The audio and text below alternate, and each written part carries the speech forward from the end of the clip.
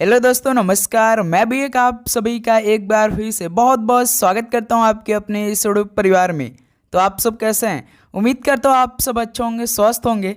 SSC MTS हवलदार exam 2025 की तैयारी बहुत ही अच्छी तरीके से कर रहे होंगे। तो साथियों, आज की इस क्लास में हम लोग एक मॉडल पेपर को डिस्कस करेंगे, जो कि साथी बिल्कुल ओरिजिनल पेपर जैसा मॉडल पेपर होने वाला है।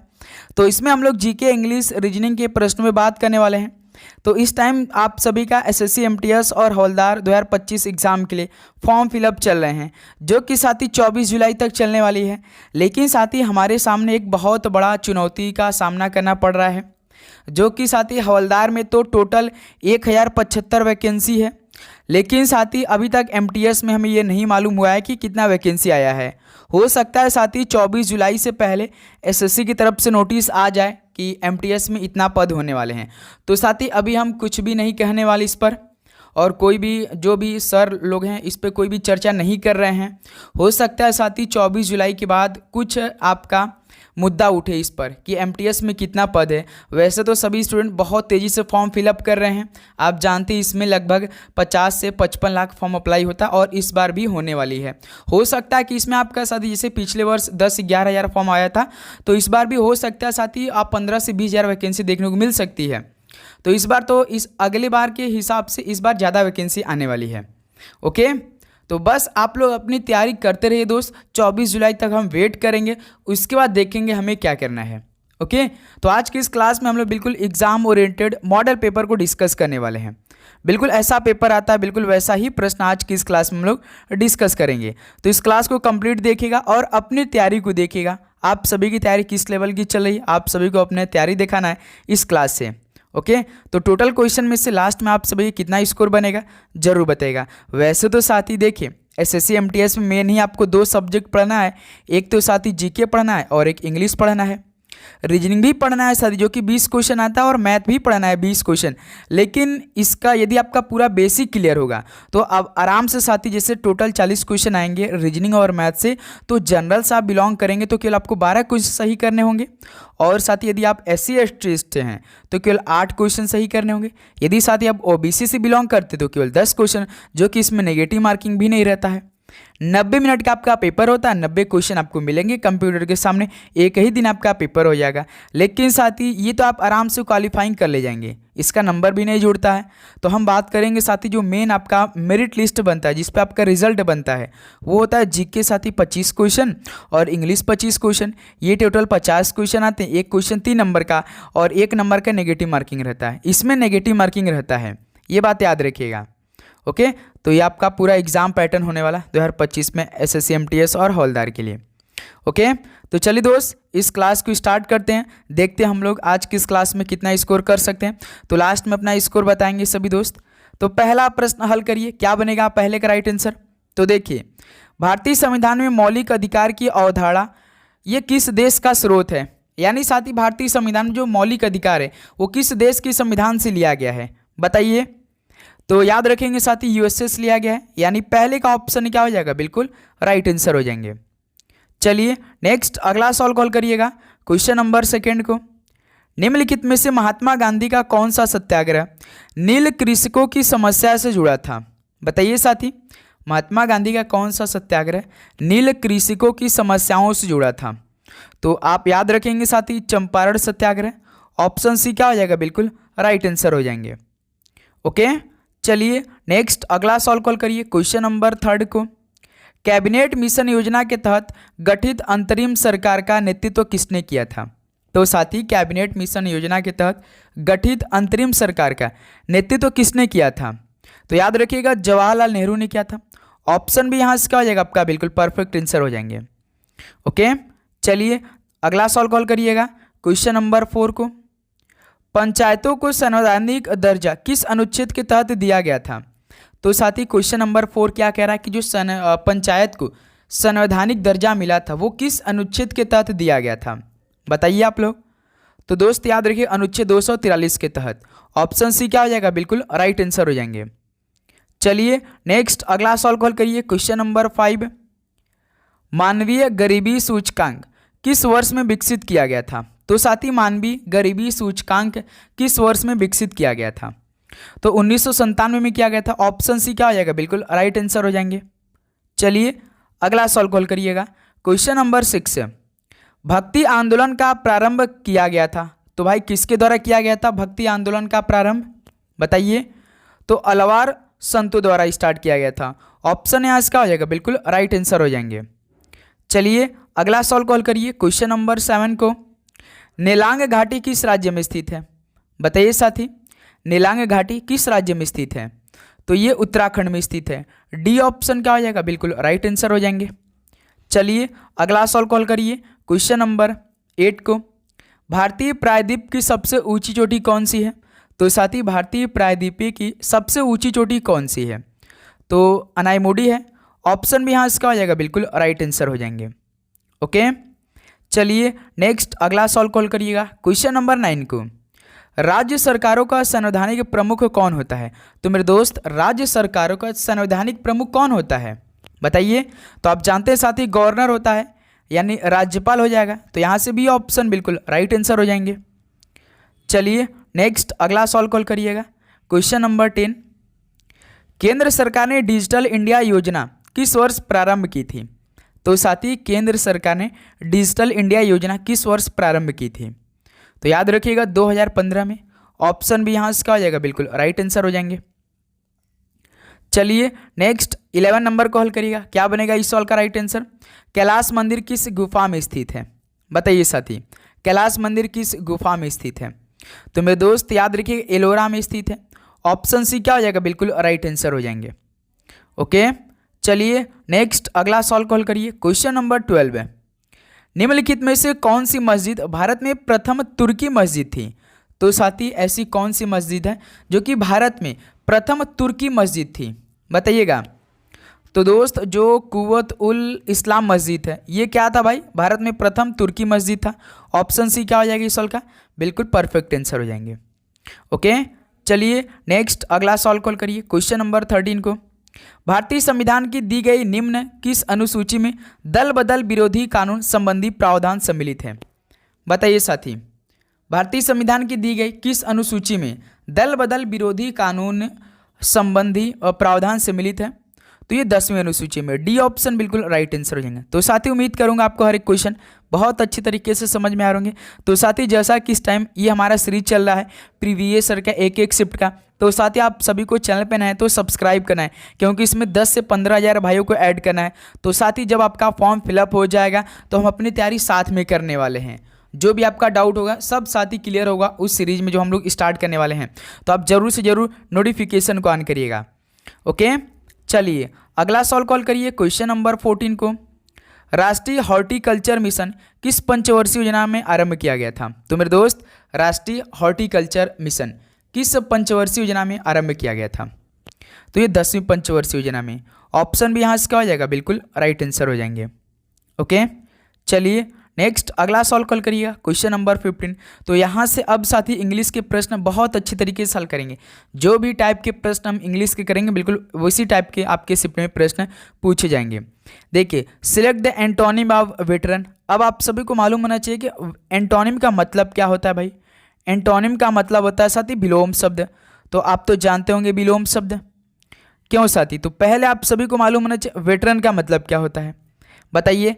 वेटरन का मतलब क्या होता है, जैसे साथी कार्य विरोधी पुराना या अनुभवी। जैसे कोई बोलता है ना कि हम इस काम में बहुत पुराने हैं, हमसे ये काम गलती नहीं हो सकता, इसका मतलब वो उस काम में बहुत अनुभवी होता है। यानी साथी रोहित शर्मा जैसे कि वनडे बहुत दिनों से खेलते आ रहे, विराट कोहली वनडे बहुत दिनों से खेलते आ रहे हैं, वो इसका मतलब कि वो अनुभवी हो चुके हैं। तो उसी को क्या बोलते हैं इंग्लिश में, वेटरन होते, अनुभवी बोलते हैं। जैसे यूथफुल का मतलब क्या होता है साथी, युवा हो जाएगा आपका। और प्लाइएबल का मतलब क्या होता है भाई, लचीला होता है बिल्कुल।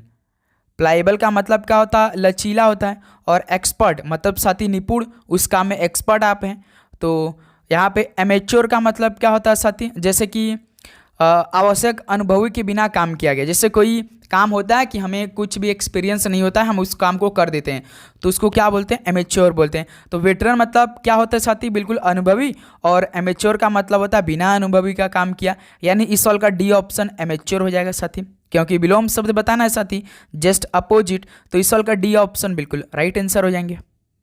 ओके चलिए नेक्स्ट अगला सॉल्व कॉल करिए क्वेश्चन नंबर 16 को। क्या बनेगा इस सॉल्व का बिल्कुल परफेक्ट आंसर? देखिए, select the alternative which best expresses the meaning of the idiom phrase. यानी साथी मुहावरा आप सभी को बताना है। क्या दिया है? To make a long story short. इसका मतलब साथी कि किसी लंबे वाक्य को क्या करना है, संक्षेप में कहना है, यानी छोटे बहुत किसी लंबे वाक्य बिल्कुल छोटे में शॉर्ट में बताना है। तो इसके लिए साथी मुहावरा क्या बनेगा बताइए साथी? तो इसके लिए मुहावरा बनेगा साथी used to end an account of events quickly. इसका मतलब साथी घटनाओं का विवरण, जो जैसा आपका घटनाओं का विवरण होता है, हम देते हैं ना घटनाओं का विवरण, तो जल्दी से समाप्त करने के लिए उपयोग किया जाता है। तो used to end an account of events quickly. तो इस सवाल का ऑप्शन सी बिल्कुल परफेक्ट आंसर हो जाएंगे। ओके, चलिए नेक्स्ट अगला सॉल्व कॉल करिए क्वेश्चन नंबर 17 को। Select the synonyms of incursion. अब सिनोनिम्स का मतलब क्या होता है साथी? पर्यायवाची शब्द होता है। इनकर्जन का मतलब क्या होता है साथी? अचानक से किया गया हमला। जैसे कोई साथी अचानक से किसी पर हमला कर देता है तो उसको क्या बोलते हैं? इनकर्जन बोलते हैं। अचानक से किया गया साथी हमला होता है। ओके, तो इसका बिल्कुल सेम शब्द क्या हो जाएगा साथी? बिल्कुल समानार्थी शब्द क्या हो जाएगा? जैसे हर्ट का मतलब साथी पीड़ा होता है, व्यर्थ होता है, व्यथा होता है। और साथी आपका रिट्रीट का मतलब क्या होता है? पीछे हटना। जैसे सेना क्या होती है? पीछे हट जाती है, तो इसको क्या बोलते हैं? रिट्रीट कहते हैं। अग्रेशन का मतलब आक्रमण होता है साथी, तो यही क्या हो जाएगा साथी? आक्रमण हो जाएगा, यानी अग्रेशन हो जाएगा। कट का मतलब साथी घाव करना होता है, तो अग्रेशन हो जाएगा। इनकर्शन मतलब अचानक से किया गया हमला, तो इसका सिनोनिम्स बिल्कुल समानार्थी शब्द अग्रेशन हो जाएगा, आक्रमण हो जाएगा। तो इस सवाल का ऑप्शन सी बिल्कुल परफेक्ट आंसर हो जाएंगे। ओके, चलिए नेक्स्ट अगला सॉल्व कॉल करिए क्वेश्चन नंबर 18 को। Select the most appropriate option to fill in the blanks. आपको यही सब साथी सवाल पढ़ना है। एक तो सिनोनिम्स, एंटोनिम्स और साथी फिल इन द ब्लैंक्स, यही सब सवाल आपके पेपर में पूछे जाएंगे भाई। Where are you to write you friend, ये तो साथी लगता है चल, यानी तुम कहाँ लिखने जा रहे हो दोस्त। यानी साथी where are you going, ING लगेगा भाई, कंटिन्यूअस हो रहा है, तो यहाँ से बी ऑप्शन बिल्कुल परफेक्ट आंसर हो जाएंगे। बहुत simple fill in the blanks पूछा। Okay, where are you going to write you friend, यानी साथी तुम कहाँ लिखने जा रहे हो दोस्त। चलिए नेक्स्ट अगला सॉल्व कॉल करिए क्वेश्चन नंबर 19 को। Choose the most appropriate word that can substitute the given group of word. तो देखिए, one who is unable to read और राइट, यानी साथी अनेक शब्दों के लिए एक शब्द आपने खूब पढ़ा होगा हिंदी में साथी। जैसे एक आपको वाक्य दे देता था, उसको समझकर आपको बिल्कुल एक ही शब्द में बताना रहता है, तो यही साथी ये भी आपको बताना है। One who is unable to read और राइट, इसका मतलब जो साथी पढ़ने या लिखने में समर्थ नहीं होता है उसको क्या बोलते हैं? क्या साथी इलिटरेट बोलेंगे, यानी निरक्षर, बिल्कुल इलिटरेट बोल देते हैं साथी। क्या इनकॉम्प्रिहेंसिबल बोल देंगे, यानी साथी समझ से बाहर होता है। क्या साथी? समझ से बाहर होता है, इनकॉम्प्रिहेंसिबल, समझ से बाहर होता है। और फ्रूगल का मतलब क्या होता है? मितव्ययी होता है साथी। क्या? मितव्ययी होता है, ये बात याद रखिएगा। इलिजिबल का मतलब क्या होता है? अपठनीय होता है, अपठनीय, तो इसका मतलब इलिटरेट हो जाएगा। इस सवाल का ऑप्शन परफेक्ट आंसर हो जाएंगे। ओके, निरक्षर हो जाएगा। वह जो पढ़ने या लिखने में समर्थ नहीं होता है उससे हम क्या बोलते हैं? निरक्षर बोलते हैं। ओके, चलिए दोस्त अगला सॉल्व कॉल करिए क्वेश्चन नंबर 20 को। Select the word with the correct spelling. अब आपको साथी बिल्कुल करेक्ट स्पेलिंग वाला ऑप्शन सेलेक्ट करना है। जैसे साथी सेंट्रीज पहला ऑप्शन दिया है, देखिए ये आपका पहरेदार होता है। पहरेदार वाला जो साथी सेंट्रीज होता है उसका स्पेलिंग क्या होता है? SENT होता है। और RIES होता है, न कि साथी RE पहले होता है, पहले RIES होता है। सेंट्रीज का मतलब क्या होता है साथी? पहरेदार होता है। क्या होता है दोस्त? पहरेदार होता है।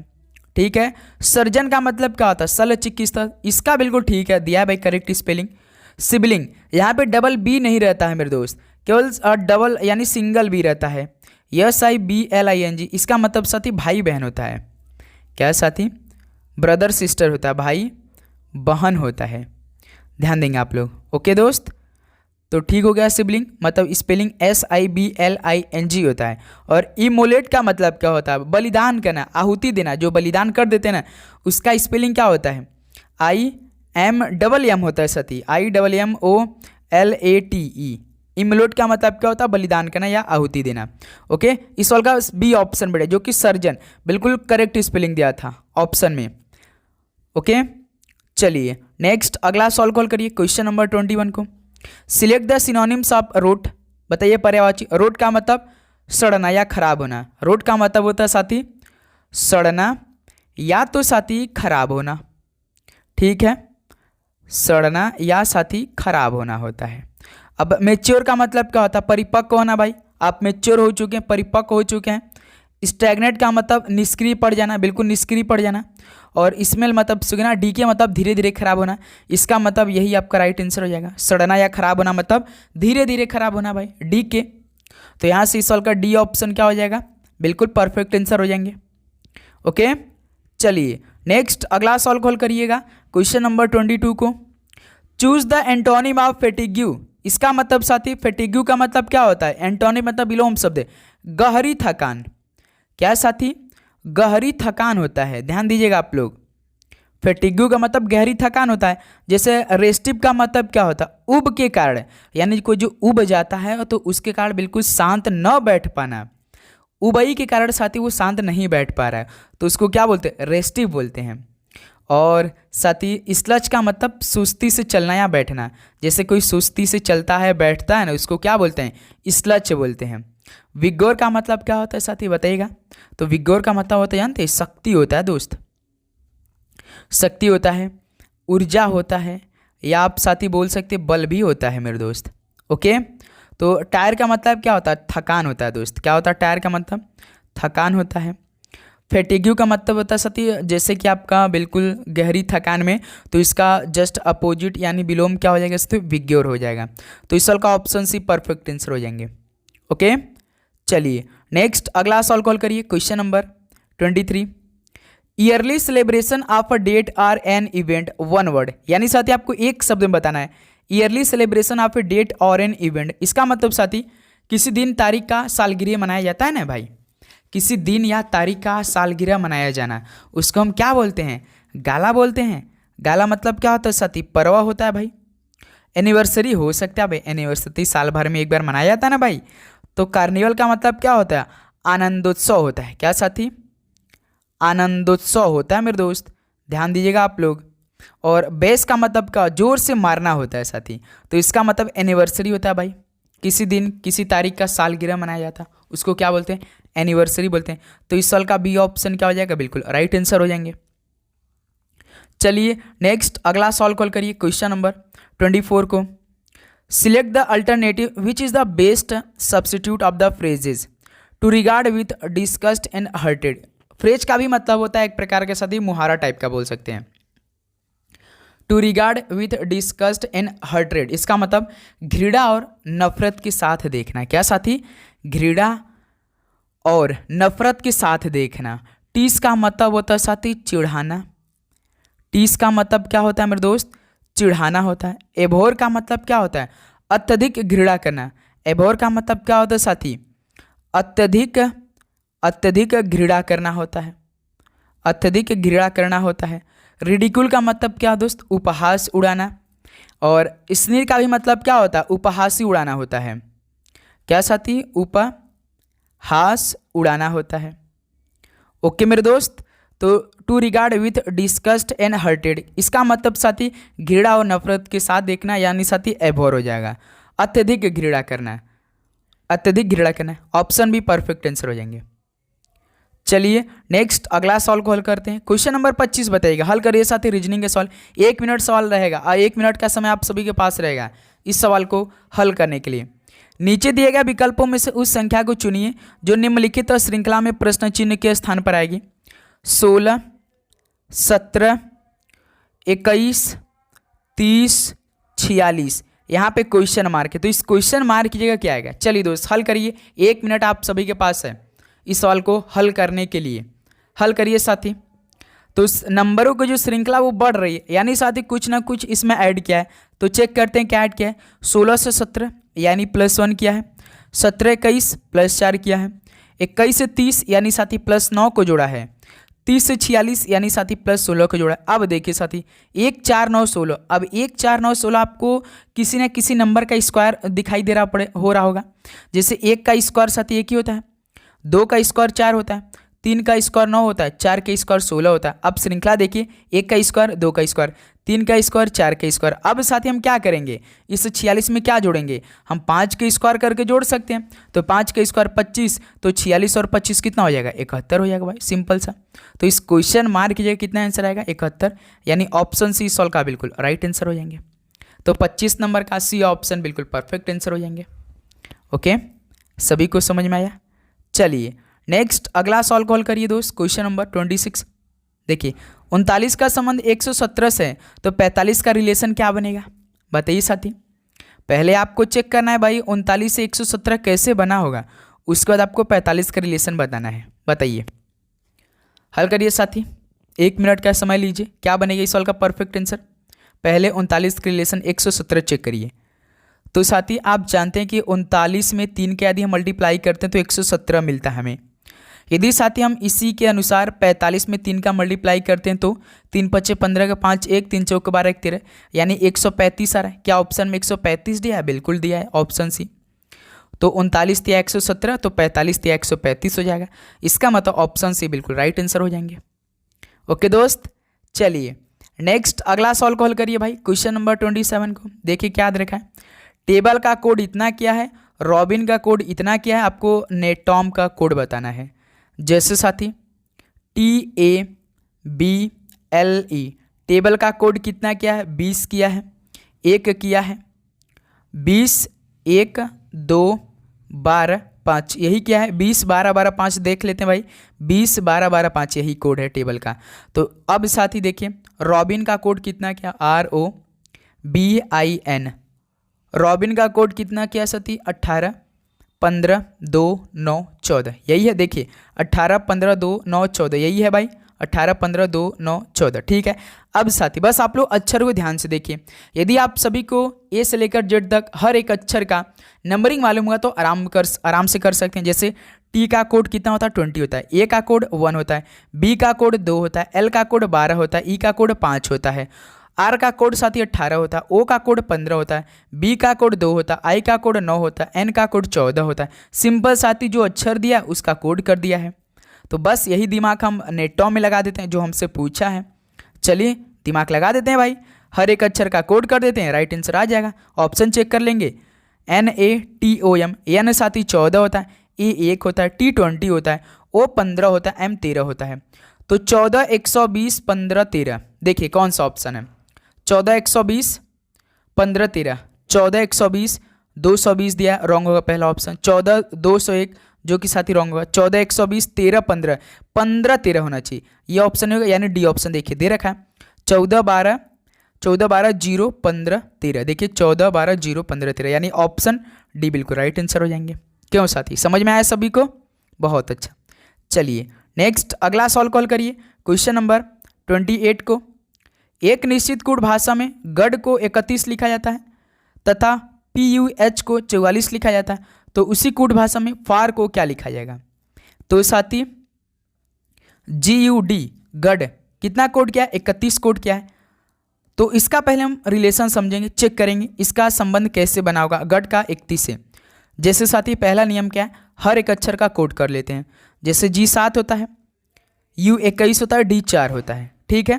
तो देखिए जोड़िया जाए, जोड़िए 17 7 और 21 28, 28 4 32 32, ये तो 31 है, इसका मतलब साथी इनमें से एक माइनस कर दीजिए तो 31 बन जाएगा। क्यों साथी 7 और 21 कितना होता है 28, 28 4 32, 32 में 31 बनाना तो सिंपल -1 कर देते हैं भाई, तो यहाँ से 31 हो जाएगा। अब इसको भी चेक कर लेते हैं, PUH को भी चेक कर लेते हैं भाई। जैसे PUH को कितना कोड किया है 44 किया है, P होता है साथी 16, U होता है 21 और H होता है 8 होता है। जोड़े आ जाए 16 और 21 कितना होता है साथी 37, 37 8 45 होता है।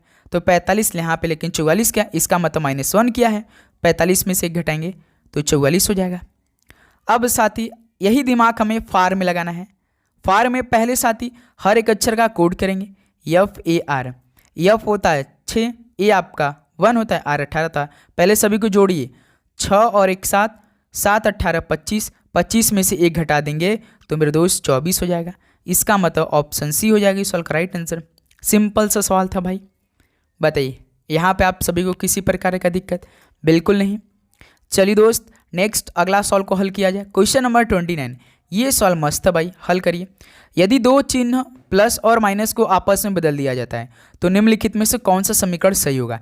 यानी साथी हमें पूरे ऑप्शन को चेक करना पड़ेगा, पूरे ऑप्शन को हल करने की ज़रूरत है। इस तरह का सवाल आ गया और प्लस और माइनस को आपस में बदल कर, यानी यही जो साथी इक्वल 36 दिया है, इक्वल 3 दिया है, इक्वल 48 दिया है, इक्वल 65, यानी साथी इसमें प्लस और माइनस को आपस में चेंज करके हमें हल करने के बाद देखना 36 आ रहा है, 3 आ रहा है, 48 आ रहा है, 65 आ रहा है, किस ऑप्शन में। चलिए दोस्त तो हम लोग पहले ऑप्शन से हल करना स्टार्ट करते हैं भाई। प्लस और माइनस को आपस में बदल कर, जैसे देखिए 11 गुणे 3 प्लस 5 माइनस 2, यही हमें 36 लाना है। तो हम क्या करेंगे, इसमें प्लस और माइनस को चेंज करने के बाद हल कर देंगे। 11 गुणे 3 प्लस है तो प्लस की जगह माइनस, माइनस है तो भाई प्लस 2 36। देखिए हल किया जाए, बॉडमास के नियम लगाएंगे तो पहले साथ ही इसमें हम लोग मल्टीप्लाई करेंगे, डिवाइड तो है नहीं, तो 11 तिया 33 माइनस 5 प्लस 2 बराबर 36 हमें लाना है। तो देखिए 33 और ये 2 35 हो जाएगा, 35 में से 5 घटाएंगे 30, जो कि साथ ही हमें 36 लाना है भाई। हमें RHS बराबर LHS करना है, यानी देखिए यहाँ पे 30 बराबर 36 हो रहा है, जो कि पहला ऑप्शन नहीं मैच कर रहा है। ठीक है, पहला ऑप्शन तो मैच नहीं किया। अब हम ऑप्शन बी को उठाएंगे। देखिए अब हम डायरेक्ट करेंगे साथी, 9 प्लस है, प्लस की जगह माइनस रखेंगे, 16 के बाद देखिए माइनस है तो माइनस की जगह प्लस रखेंगे। उसके बाद 11 मल्टीप्लाइड बाई 2 बराबर 3, यही हमें 3 लाना है। देखिए जाए भाई 9 माइनस 16 प्लस 11 दूना 22, 22 बराबर 3 हो जाएगा, प्लस 22 और 9 कितना हो जाएगा 31 हो जाएगा। 31 में से 16 को घटाएंगे तो कितना आएगा, क्या 3 आएगा? नहीं साथी आपका 15 आता है। देखिए ये भी ऑप्शन नहीं मैच किया भाई, इसका मतलब ये भी ऑप्शन हमारा बी ऑप्शन भी ठीक नहीं है। तो अब हम साथी ऑप्शन सी को हल करते हैं। देखिएगा 13 माइनस 14 दिया है, पहले समीकरण को बना लेते हैं। मल्टीप्लाइड बाई 3 है प्लस 7 है बराबर साथी कितना दिया है 48, हमें 48 लाना है। देखिए 13 माइनस है तो प्लस रखेंगे, 14 मल्टीप्लाइड बाई 1 सेकेंड 15 क्यों हो रहा है यहाँ पे, 14 होना चाहिए। 14 मल्टीप्लाइड बाई 3 प्लस है, प्लस की जगह माइनस हमें रखना है भाई, क्योंकि प्रश्न बोला है कि आपको प्लस और माइनस को आपस में चेंज करना है। अब देखिए साथी इसको हल किया जाए। 13 प्लस 14 तिया 42 माइनस 7 बराबर 48। अब देखिए 13 45 कितना हो जाएगा साथी, 55 हो जाएगा। 55 में से 7 घटाएंगे तो क्या 48 होगा, बिल्कुल हो जाएगा। तो यही देखिए 48 बराबर 48 आ गया, यानी ऑप्शन सी हमारा क्या हो चुका है साथी, बिल्कुल राइट आंसर हो चुके हैं। तो ऐसे साथी आप सभी को हल करना है। 2 प्रश्न आएगा साथी, ओके 2 प्रश्न आएगा इस तरह का, याद रखिएगा आप लोग। तो उम्मीद करूँगा ये प्रश्न आपको बहुत अच्छी तरीके से समझ में आया होगा। ओके चलिए दोस्त नेक्स्ट अगला सॉल्व कॉल करिए क्वेश्चन नंबर 30 को। देखिए निम्नलिखित प्रश्न चिन्ह को प्रतिस्थापित कीजिए। जैसे साथी JOM, इसका कोड क्या किया है, K किया है, P किया है, N किया है। तो बहुत सिंपल किया भाई, J के बाद क्या आता है, K आता है, O के बाद क्या आता है, P आता है, M के बाद क्या आता है, N आता है भाई। सिंपल भाई, +1 तो क्या है सिंपल +1, यानी अगला अक्षर कर दिया। J के बाद कौन सा अक्षर आता है, K आता है, O के बाद P आता है, M के बाद N आता है। तो यही दिमाग साथी पेट में लिखा दीजिए भाई, PET। P के बाद कौन सा आ जाएगा बताइए आप लोग तो कमेंट करके, PQ EFTU QFU कौन सा ऑप्शन है, ऑप्शन सी है। देखिए तो सी ऑप्शन बिल्कुल राइट आंसर हो जाएंगे। ओके दोस्त, तो ये साथी फाइनली आज का एक मॉडल पेपर बिल्कुल ओरिजिनल पेपर जैसा हमने कंप्लीट किया। तो बताइए आप सभी का इन टोटल 30 क्वेश्चन में से लगभग कितना स्कोर रहा, नेगेटिव मार्किंग के साथ बताएंगे, बताइए। तो उम्मीद करूंगा आपको हर एक प्रश्न बहुत अच्छे तरीके से समझ में आ रहे होंगे और आप हर एक क्वेश्चन लगभग अच्छी तरीके से तैयार कर होंगे साथी। जो भी क्वेश्चन हम दे रहे हैं साथी बस आपको डेली उसे तैयार करते रहना लगातार। ओके तो उम्मीद करूँ ये भी सेशन आपको बहुत हेल्पफुल लगा होगा। और आपने अभी तक फॉर्म अप्लाई नहीं किया तो फॉर्म भर दीजिए, समय बिल्कुल भी कम है। और साथ ही 10th लेवल पे फॉर्म चल रही हैं, तो आपके लिए तो बहुत सुनहरा मौका है। केवल 2 ही सब्जेक्ट पढ़ना है, एक तो इंग्लिश साथी जो कि आपका टॉपिक लिमिटेड है, इन्हीं टॉपिक्स में सॉल्व पूछा जाएगा, जीके बस पढ़ना है। 2 ही सब्जेक्ट मेन पढ़ना है, आपका मैथ रीजनिंग बेसिक क्लियर है तो आपको टेंशन लेने की जरूरत नहीं है, लास्ट में उसको रिविजन करके चले जाइएगा। ओके, तो आप चैनल पे नए तो सब्सक्राइब करके नोटिफिकेशन को जरूर ऑन करिएगा।